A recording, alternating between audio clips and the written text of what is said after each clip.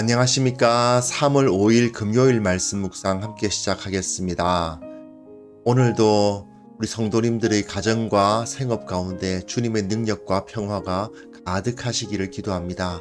주님의 말씀의 능력이 우리 가운데 있기 때문에 주님께서 반드시 우리를 지켜주시고 보호하시고 모든 것을 공급하실 것을 믿습니다. 오늘 본문은 사도행전 15장 12절부터 21절까지 말씀인데요. 어제 본문에 이어서 예루살렘 공의회의 내용을 다루어 보게 되겠습니다. 오늘 제가 제목을 틀림을 다름으로 이렇게 정했는데 사실 많이 나오는 제목이죠. 틀리다라는 말과 다르다라는 말은 분명히 서로 다른 건데 우리는 다른 것을 틀린 것으로 이해하는 경우가 굉장히 많지 않습니까? 오늘은 이 본문을 통해서 이것에 대해서 한번 반성해 보는 시간이었으면 좋겠습니다. 그런 말씀을 함께 보겠습니다.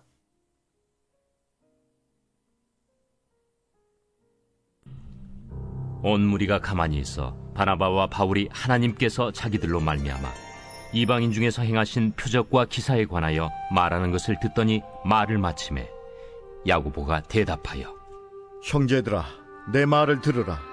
하나님이 처음으로 이방인 중에서 자기 이름을 위할 백성을 취하시려고 그들을 돌보신 것을 시므온이 말하였으니 선지자들의 말씀이 이와 일치하도다.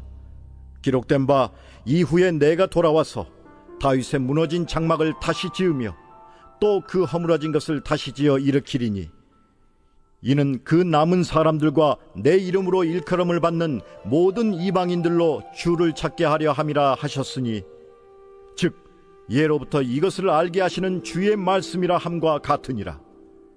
그러므로 내 의견에는 이방인 중에서 하나님께로 돌아오는 자들을 괴롭게 하지 말고 다만 우상의 더러운 것과 음행과 목매어 죽인 것과 피를 멀리하라고 편지하는 것이 옳으니 이는 예로부터 각 성에서 모세를 전하는 자가 있어 안식일마다 회당에서 그 글을 읽음이라.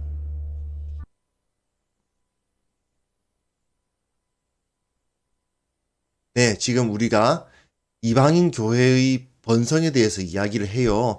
사도행전 2부라고 해당되는, 그러니까 앞부분은 예루살렘 교회, 뒷부분은 안디옥 교회가 중심인데, 근데 특별히 이방인들은 뒷부분에 대해 나오고 있죠. 이방인 교회 가운데서도 이제 이방인도 하나님의 백성이 될 수 있다라는 것이 이제 선포되는 부분. 완전히 신학적으로, 좀 어려운 말인가요? 신학적으로 완전히 공인이 되는 본문이 바로 이 사도행전 15장이라고 할 수 있거든요.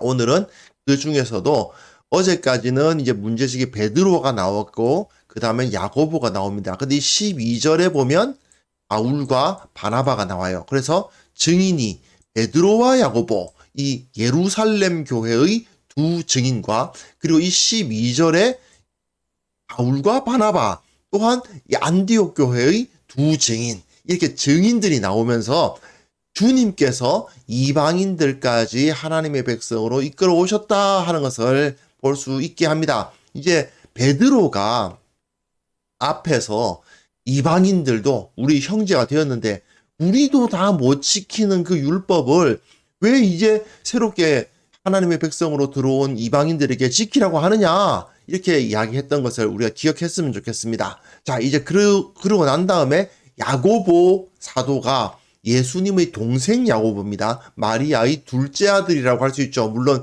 예수님은 동정녀 탄생을 했지만 여하튼 마리아가 낳은 둘째 아들이라고 할 수 있는데 이 야고보가 그 말을 이어가고 있는 것을 보시면 됩니다.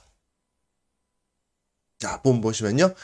온 무리가 가만히 있습니다. 네, 역시 베드로는 베드로입니다. 베드로가 한마디 딱 하니까 온 무리가 막 떠들다가 이제 조용히 됩니다.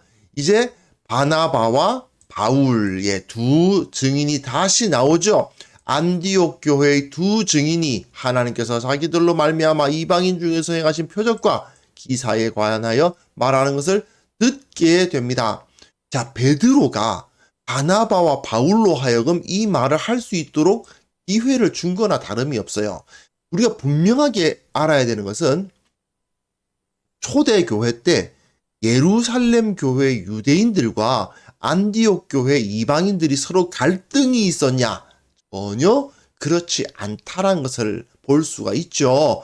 굉장히 이 거듭난 예수 그리스도로 말미암아 거듭난 유대인들은 비록 이방인들이 좀 껄끄러운 것은 사실이에요. 뭔가 가까워하기 힘들고 우리와 다른 사람이다라고 느끼는 건 맞지만 그럼에도 불구하고 예수님께서 저들을 구원하셨기에 우리도 저들을 배려하고 받아들여야 한다는 것을 거부하지 않아요. 인정합니다. 비록 힘들지만 그럼에도 불구하고 저들은 우리 형제다라고 말하고 있는 거죠. 자, 그러면서 이방인 중에서 1차 전도 여행에서 일어났던 일들을 막 설명하니까 표적과 기사가 막 나타나죠. 그러니 말을 마침에 야고보가, 예수님의 동생 야고보가 딱 말합니다. 자, 야고보가 한마디 딱 합니다. 한번 생각을 해보세요.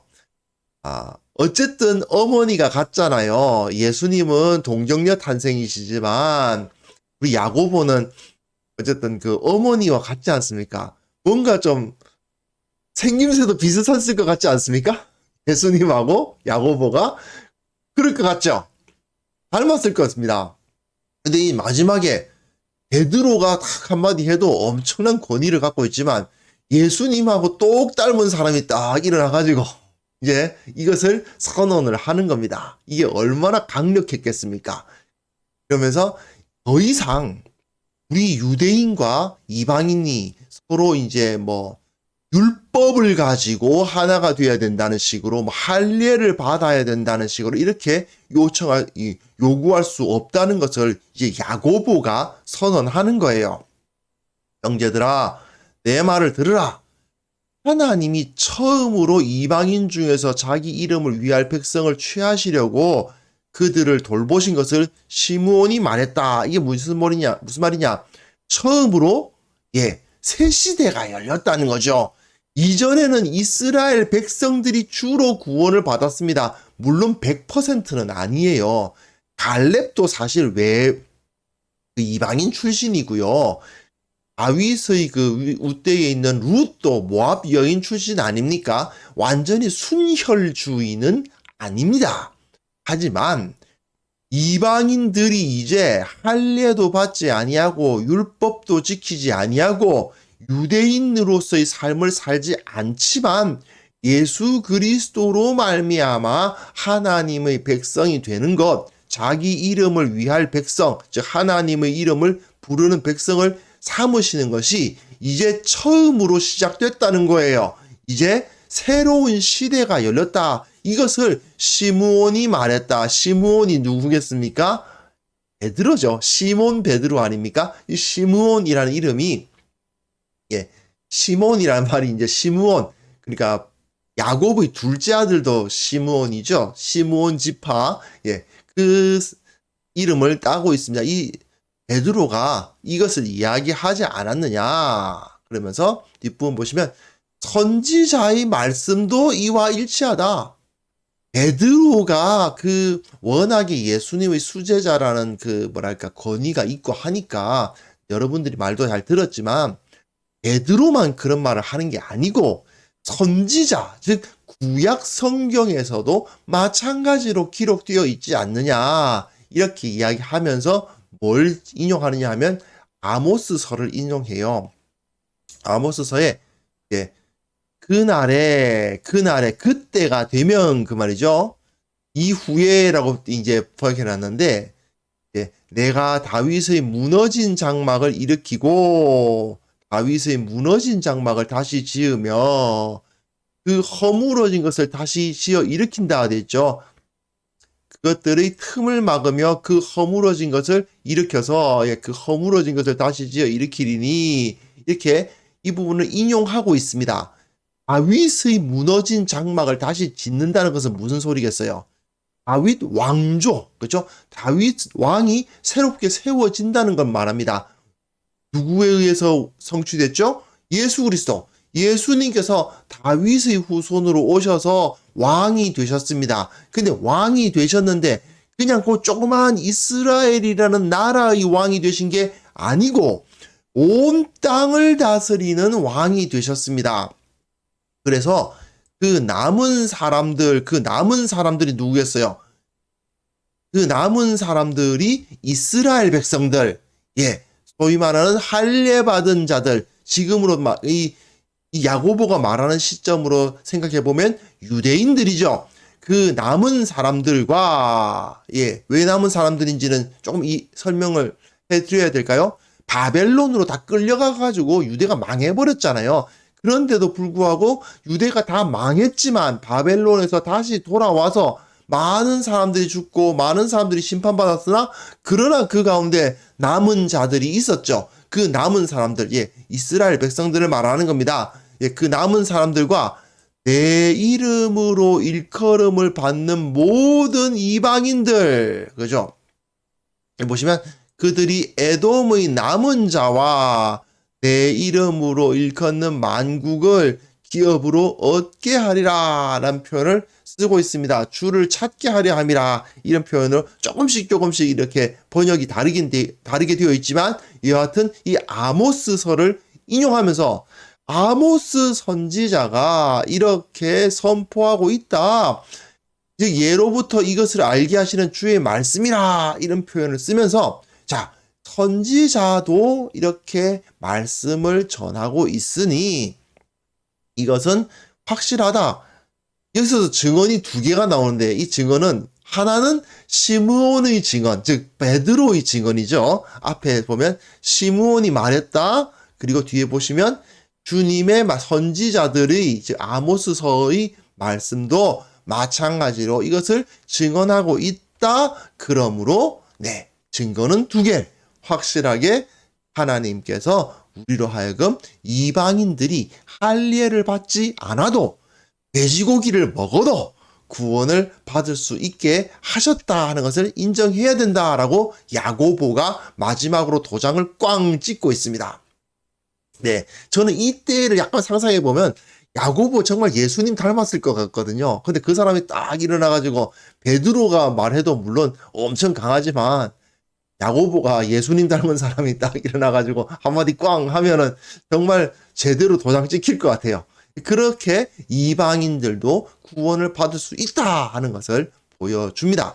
이제 그런데 이 부분이 조금 중요해요. 자, 이제 유대인들은요, 이방인들을 형제로 받아들여야 한다는 것을 이제 그런 하나님께서 이방인들까지 너희들의 형제로 받아들여야 한다라는 명령을 받은 셈이에요. 예전까지는 어땠습니까? 이방인들은요, 굉장히 멀어요.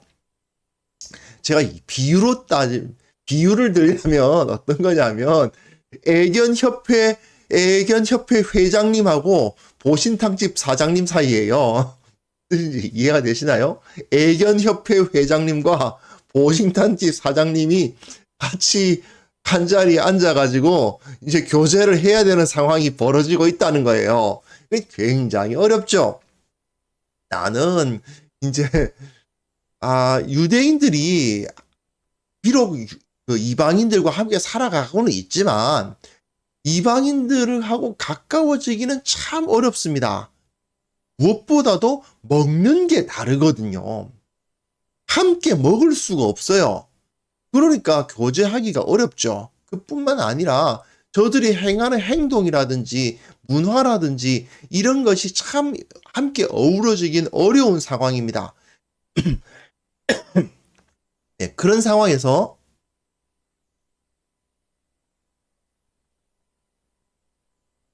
그런 상황에서 이방인 중에서 하나님께로 돌아오는 자들을 우리는 괴롭게 해서는 안 된다. 어제 제가 말씀드렸지만 유대인들 입장에서 이방인들이 예수님을 믿고 한 교회 가운데 들어오는 현상을 볼 때 하나님께서 저들에게도 구원을 주셨다는 것을 인정하지 않을 수가 없어요. 하지만 저 사람들하고 교제하려니까 굉장히 어려워요. 그러니까 너희들 교회 들어오려면 할례를 받아라. 야, 너희들 이제 예수 믿고 하나님의 백성이 됐는데 아직까지도 그 돼지고기 먹을 거냐? 이렇게 하면서 이제 자기네들처럼 살아라. 아무래도 상대방이 좀 우리와 좀 다른 존재이긴 하지만 그래도 우리들처럼 먹고 우리들처럼 행동하면 그래도 좀 가까워지잖아요. 물론 얼굴은 하얗고 하얀 백인이고 또는 얼굴이 까만 흑인이고 이런 사람이라 하더라도 우리 가운데 와서 우리말을 막 유창하게 하면서 저기 김치찌개라든지 된장찌개라든지 이런 거 맛있다고 막 먹고 있으면은 굉장히 좀 가까워지잖아요. 너희들도 좀 그렇게 해라 이거죠. 유대인들이 그 이방인들에게 그렇게 요구를 한 거예요. 그런데 이 야고보 사도는 이방인들에게 그런 것을 요구해서는 안 된다.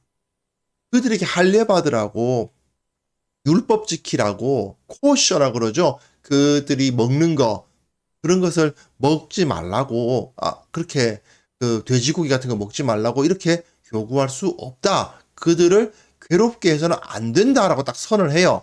그런데 다만 이게 뭘까요? 조건이 있어요.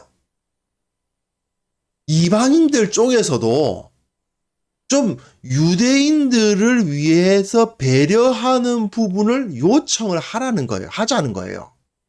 무슨 소리냐? 유대인들도 이방인이 할례 받지 않고 돼지고기 먹는 것은 인정. 그래. 너희들이 늘 그래 왔고 어릴 때부터 그래 왔는데 그걸 가지고 하면 안 된다고 말할 수 없다는 것 인정하고 너희들을 우리의 형제로 인정하겠다. 그런데 말이다.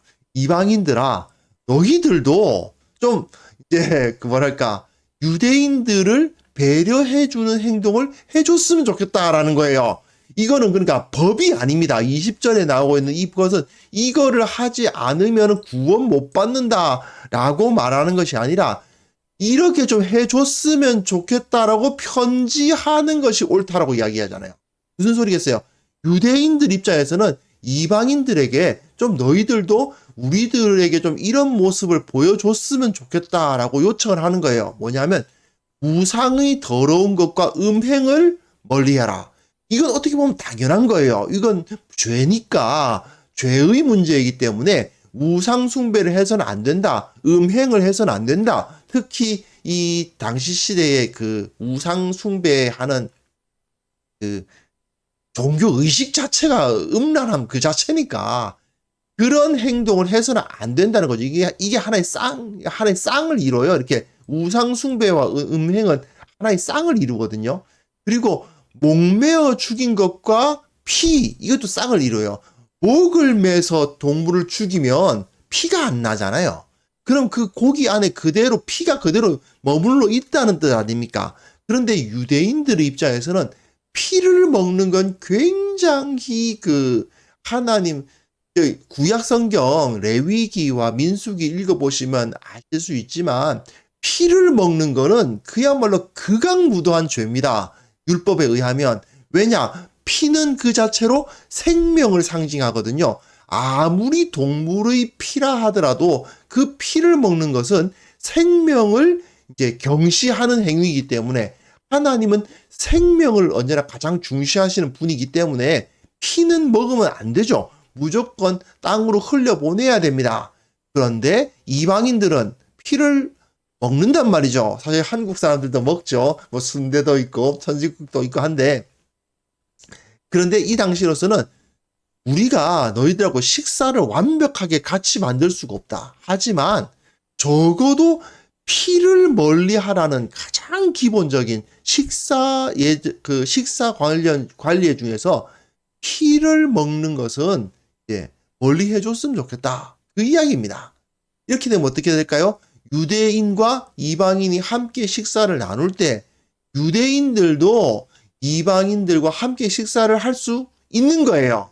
하지만 이방인들 입장에서도 유대인 형제들이 오는데 유대인 형제들 오면 우리 피 같은 거 있으면 안 돼.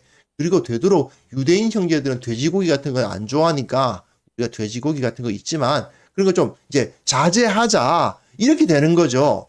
그렇게 돼서 유대인들이 먹는 것을 유대인들을 위해서 식사를 준비하고 그리고 유대인들 입장에서도 이 사람들이 뭐 다른 데서 뭐 돼지고기도 먹고 한다는 것에 대해서 문제 삼지 않는 그러한 서로 간의 다름을 인정하고 하나로 뭉치자는 겁니다. 이것을 제가 그 방글라데시 선교를 갔을 때 정말 많이 느꼈는데, 방글라데시에도 기독교 신학교가 있습니다. 물론 아주 소수의 그 그리스도인들을 위한, 그래도 그 교회를 위해서 헌신하는 그 성도들이 있어요. 헌신하고 목회자가 되기 위해서 자신의 인생을 드리는 분들이 있어요. 그래서 거기서 훈련을 받는데, 문제는 이 신학교에서 먹는 문제가 생깁니다. 왜냐? 이 방글라데시는 원래 그 인도 쪽의 한 부분이었잖아요. 그러다 보니까 그 과거에 이 힌두교 쪽 배경을 가지고 있는 사람들이 예수님을 믿게 된 사람이 있고, 또 이슬람교 쪽 그 배경을 가진 사람이 예수님을 믿는 경우가 생깁니다. 그러다 보니까 소고기를 먹으려고 하면 힌두교 사람들이 마음에 굉장히 걸리고, 돼지고기를 먹으려고 하면 이슬람교 쪽 사람들이 마음에 걸려요. 아니, 둘 다 이제는 예수님을 믿고 다 그리스도인인데 뭐 어떠냐라고 말할 수 있겠지만, 사실 이게 쉬운 일이 아닌 겁니다. 사람이 무언가를 먹는다는 것은 쉽게 그걸 판단할 수 있는 문제가 아닌 거죠. 아무리 자기가 예수님을 믿고 거듭났다 하더라도 원래 힌두교도였던 사람은 소고기 먹기가 굉장히 꺼림칙하고, 아무리 예수님을 믿고 개종했다 하더라도 과거에 이슬람교도였던 사람은 돼지고기 먹기가 굉장히 꺼림칙한 겁니다. 그렇기 때문에 이 신학교에서, 아니 무슨 소리야, 우리는 다 예수님 믿는 사람들이야, 다 먹어, 이게 아니에요. 오히려 다 안 먹습니다. 소고기도 안 먹고 돼지고기도 안 먹어요. 그 맨날 염소고기, 양고기, 그 닭고기만 먹는데요. 그게 그렇게 되는 거예요. 왜? 서로를 배려하는 것이 이런 것입니다. 서로가 분명히 다르죠. 그런데 예수님을 믿으니까 돼지고기 먹을 수 있어야지, 예수님을 믿으니까 소고기 먹을 수 있어야지 라고 말하는 것은 어떻게 되는 겁니까? 그 사람들이 너희들이 틀렸어 라고 말하는 거잖아요. 그렇죠? 이해가 되시죠? 이 사람들은 예수님을 믿었으니 당신은 더 이상 힌두교도가 아니야. 당신은 예수님을 믿었으니 더 이상 무슬림이 아니야. 그러니까 돼지고기 먹어, 소고기 먹어, 이렇게 할 수 없다. 왜? 너희들은 틀렸다라고 말하는 것이거든요. 다른 겁니다. 그렇기 때문에 그냥 우리는 염소고기 먹고, 염소고기는 이슬람교도들도 먹지? 네, 먹습니다. 힌두교도들도 먹잖아. 먹죠? 너희들은 이제 다 그리스도 안에서 하나이고 그리스도인들이지만, 너희들의 식사급 어떤 문화라든지 이런 것을 정죄하거나 틀렸다고 손가락질하지 않는다 이겁니다. 이게 굉장히 중요해요. 그래서 유대인들로서는 피를 먹는 것까지 받아들이긴 너무 힘든 거예요. 이 당시에 야고보가 보기에는. 그러니까 음행하고 우상숭배하는, 우상의 더러운 것을 막 가까이 한다든지 이런 것은 아무리 같이 예수님을 믿는다 하더라도 그건 용서할 수 있는 부분이 아니잖아요. 사실은 범죄니까. 이런 더러운 범죄를 하는 건 당연히 해서는 안 된다는 것은 너희들 알 텐데, 피 먹는 거 이런 거는 좀 유대인들 형제들도 있는데 좀 고려해 줬으면 좋겠다 이 말이에요. 그러면서 예로부터 각 성에서 모세를 전하는 자가 있어. 무슨 소리입니까? 유대인들이 있지 않았느냐. 각 도시에 유대인들이 있고 회당이 있고, 그것이 그들이 안식일마다 회당에서 그 글을 읽고 있지 않느냐. 모세의 법에는 분명히 그런 거 먹지 말라고 되어 있고 피 먹지 말라고 되어 있지 않느냐. 그런 사람들이 있는데 그런 그 문화가 있다는 것을 너희들도 알지 않느냐. 그러므로 이렇게 해줬으면 좋겠다라고 편지를 한다는 거죠. 예. 편지하는 것이 옳다는 표현을 이제 좀 이해를 하셨으면 좋겠어요. 예. 그렇게 하지 않아줬으면 좋겠다 그 말입니다.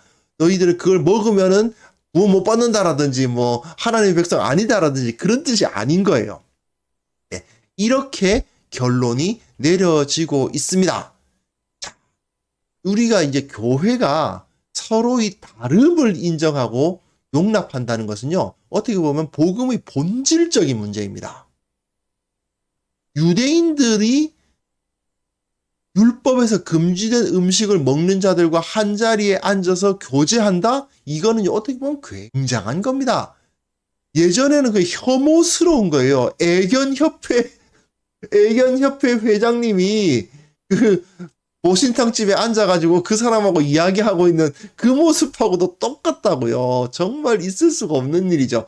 하지만 그럼에도 불구하고 예수 그리스도의 복음 안에서 이것을 다름으로 인식하는 겁니다. 애견협회 회장님은 개를 너무나도 사랑하고 정말 가족같이 여길 수 있는 분이고, 이 사람들은 그걸 또 음식이라고 여기고 있는 것이다 라는 그러한 다름을 인정합니다. 하지만 이걸 틀림으로 인정하면 안 되는 거죠. 틀림으로 생각하면 안 되는 거죠. 보신탕집 사장님이 아니 왜 똑같은 고기인데 안 먹어? 이거 드시오 하고 막 들이민다든지 이거 먹어 이렇게 말한다든지, 아니면 애견협회 회장님이 아니 이런 걸 말이야 말도 안 되는 음식을 가지고 팔아먹고 있다니 이게 말이 되느냐고 펄펄 뛴다든지, 이럴 수 없다는 겁니다. 그것이 옳지 않다는 거예요. 아무리 내가 용납할 수 없는 요소를 가진 사람이라 하더라도 가끔 가다 보면 그런 경우 있죠. 정말 괜히 밉고 괜히 나하고 안 맞는 사람들이 있을 수가 있어요.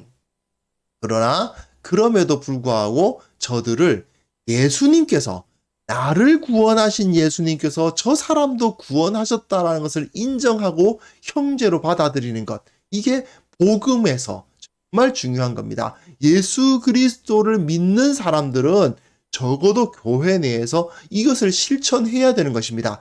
유대인들이 그 마음속 깊은 곳에서 이방인들이 막 기껍고 막 받아들여지고 그렇지 않았을 겁니다.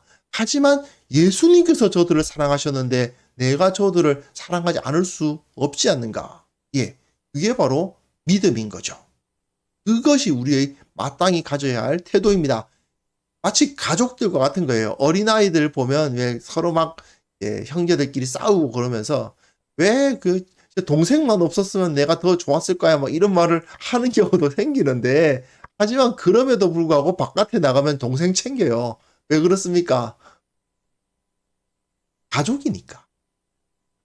미울 때도 많지만 그래도 가족이니까 챙기는 거잖아요. 그런데 그리스도인들은 원래 그런 겁니다. 가족과도 같은 거예요. 그래서 서로 조금씩 양보하고 배려하고, 이것은요 단순히 같이 살려면은 양보하고 배려해야 되니까 그래야지 편하지, 그러니까 양보하고 배려하는 수준이 아니고요. 예수 그리스도의 명령이기 때문에, 이게 신앙의 본질적인 거기 때문에, 예, 우리 신앙의 본질적인 겁니다. 다른 사람들이 나와 다르다는 것을 인정하고 받아들이는 것은 신앙생활 그 자체라고 할 수 있어요. 예배드리고 말씀 읽고 기도하는 것만큼이나 중요한 겁니다. 그게 바로 서로를 용납하고 나와 다르다는 것을 인정하는 그 모습을 가져야 됩니다. 결국 그리고 이 교회가 이제 운영되는 방식은요, 이거 하면 안 되고 저거 하면 안 되고 저거 하면 안 되고 이렇게 접근하는 게 아닌 거예요. 오히려 뭐 해서는 안 된다라는 어떤 것을 하려고 할 때는 이런 행동을 하면 저 사람들이 많이 힘들어합니다. 그렇죠? 이런 행동을 하게 되면 우리 지체들 중에서 예수 믿은 지 얼마 안 되는 지체들이 굉장히 혼란에 빠질 수 있으니 좀 자제했으면 좋겠습니다. 이렇게 접근하는 거예요. 이런 행동이 다른 사람들에게 걸림돌이 될 수 있으니까 나는 할 수 있지만 저들을 위해서 하지 않는다. 그리고 그 공동체적으로 봤을 때 이런 거 다 할 수 있지만, 그러나 이것이 우리 주위의 이웃들에게 잘못 보일 수 있기 때문에 우리는 하지 않는다. 이렇게 접근하는 것이 옳습니다. 그것이 바로 복음적인 행동이다 하는 것을 우리가 확인할 수 있어야겠습니다. 어쨌든 신앙생활은 하나님과의 관계도 있지만 이웃과의 관계가 굉장히 중요하거든요. 그 가운데서 언제나 서로를 용납하고 참아주고 서로를 축복하고, 저 사람이 나를 위해서 바꾸기를 요구하는 것이 아니라 저 사람을 위해서 내가 바뀌는 그런 모습이 신앙생활이다 하는 것을 확인할 수 있었으면 좋겠습니다. 이 시간 함께 기도하실 때에 내가 이런 태도를 가질 수 있기를 위해서 기도하셨으면 좋겠어요. 내가 형제들에게 바뀔 것을 요구하는 것이 아니라, 형제들이 나처럼 되기를 요구하는 것이 아니라, 내가 형제들을 위해서 바뀌는 그런 역사가 일어나게 하여 주옵소서. 같이 기도하는 시간 가졌습니다. 기도하겠습니다.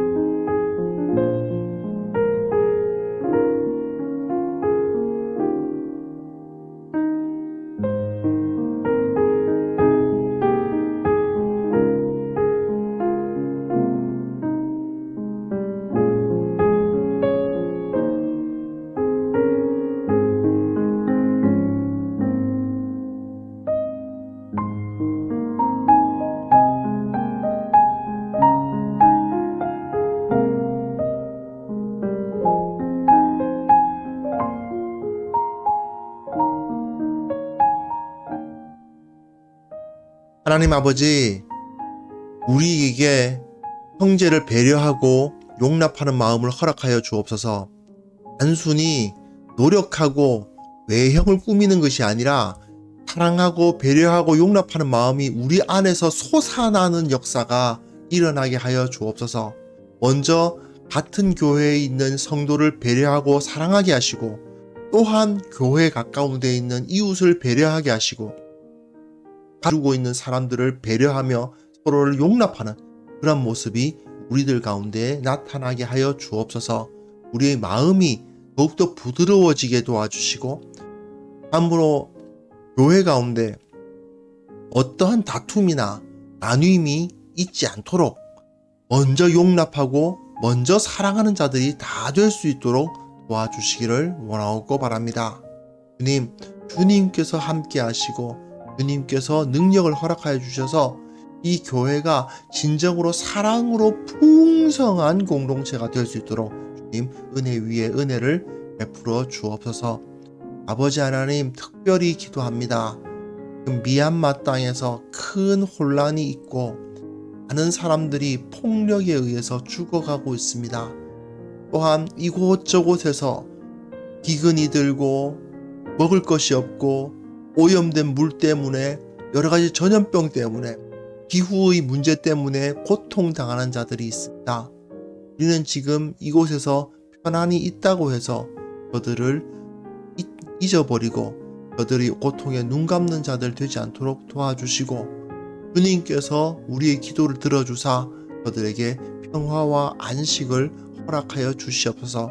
특별히 미얀마 땅을 위해서 기도하오니 그곳에서 사역하는 우리 선교사들 먼저 주님께서 지켜주시고, 또한 그 땅에 평화가 임할 수 있도록 주님 역사하여 주시기를 원하고 바랍니다. 우리가 알 수 없는, 우리가 인식할 수 없는 방법으로 일하여 주실 것을 믿습니다. 아버지 하나님, 오늘 하루도 주님께서 함께하여 주시고 능력으로 우리에게 덧입혀 주시고 사랑하고 봉사하고 찬송하고 기뻐하는 삶이 이어질 수 있도록 우리와 함께하여 주시옵소서. 예수 그리스도의 이름으로 기도합니다. 아멘.